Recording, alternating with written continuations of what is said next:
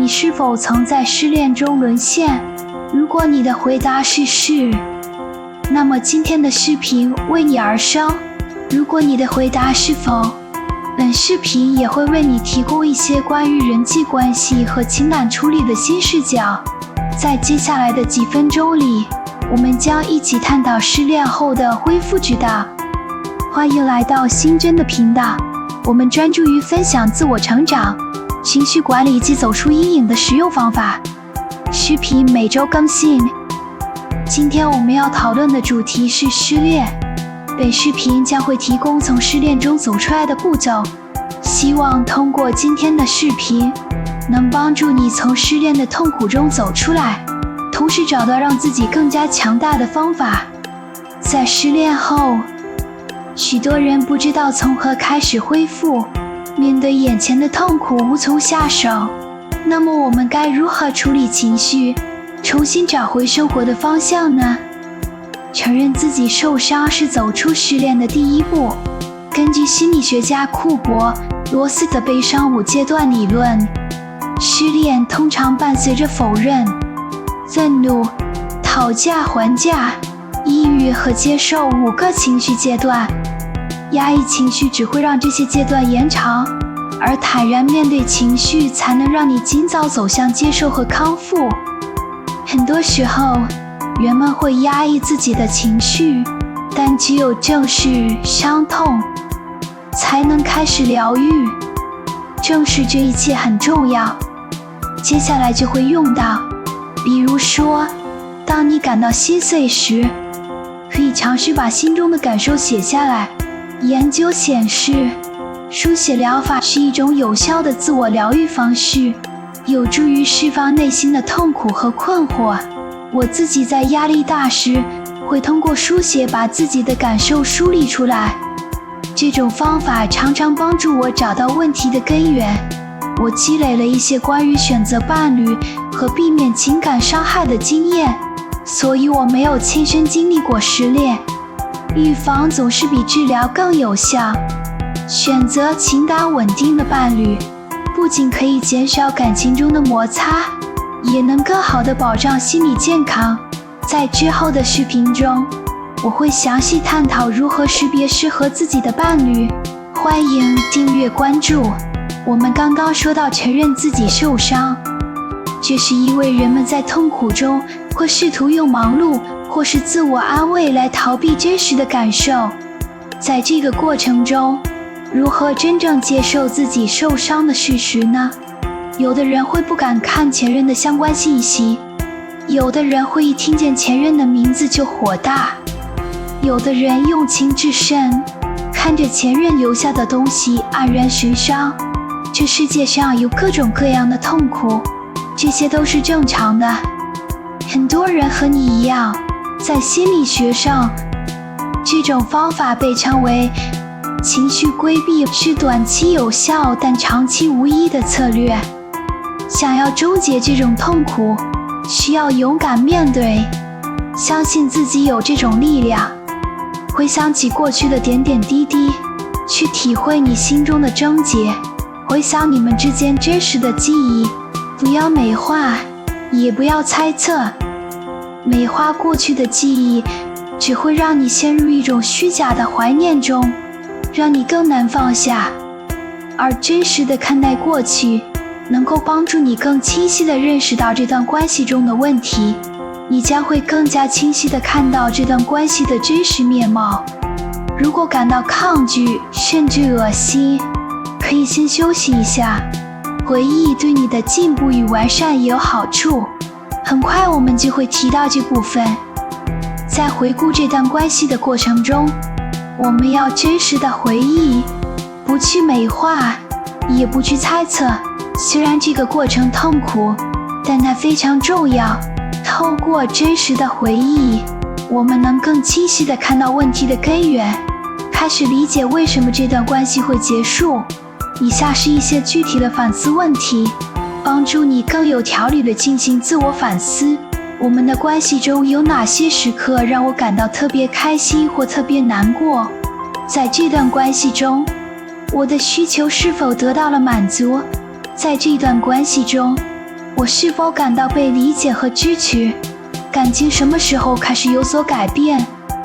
这段感情中的沟通是否有效地解决了问题？这种反思不仅可以帮助你更好地理解自己的感情需求，还能为未来的关系奠定更健康的基础。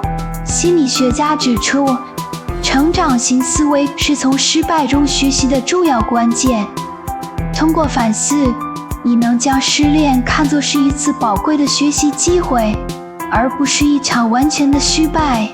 如果痛苦难以承受，可以尝试转移注意力，比如观看一些提升抗打击能力的视频，认识到有些事情并不是自己的问题，或者即便是也没什么大不了的，你可以改变这一切，你是你生活的主宰。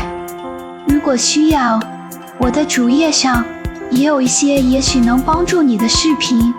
在这段缓冲时间内，你可以提升自己的精神状态，然后再回到这段痛苦的失恋上，体会真实的感受。准备好了吗？这就像给自己进行一次心灵的整理，虽然过程不易，但将让你焕然一新。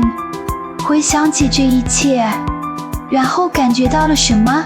失落、悲伤、愤怒？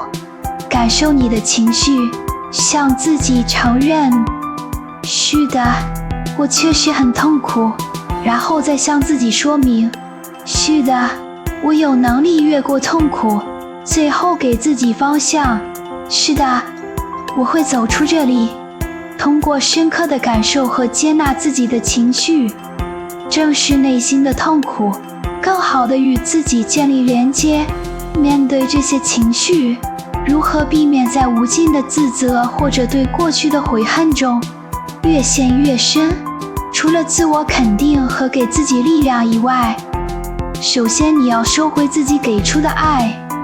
有的人甚至灵魂都跟心爱的人一起离开了。